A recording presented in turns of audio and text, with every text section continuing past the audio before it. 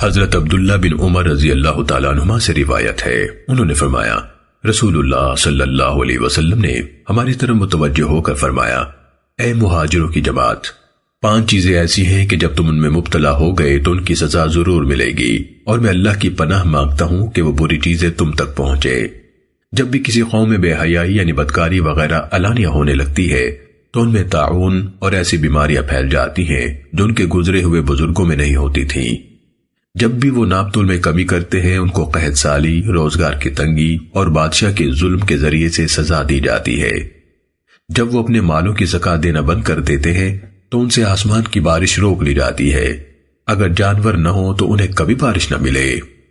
جب وہ اللہ اور اس کے رسول کا عہد توڑتے ہیں ان پر دوسری قوموں میں سے دشمن مسلط کر دیے جاتے ہیں، وہ ان سے وہ کچھ چھین لیتے ہیں جو ان کے ہاتھ میں ہوتا ہے۔ جب بھی ان کے امام یعنی سردار اور لیڈر اللہ کے قانون کے مطابق فیصلہ نہیں کرتے اللہ کے قانون کے مطابق فیصلے نہیں کرتے اور جو اللہ نے اتارا ہے اسے اختیار نہیں کرتے تو اللہ تعالیٰ ان میں آپس کی لڑائی ڈال دیتا ہے۔ سنن ابن ماجہ حدیث نمبر 4019۔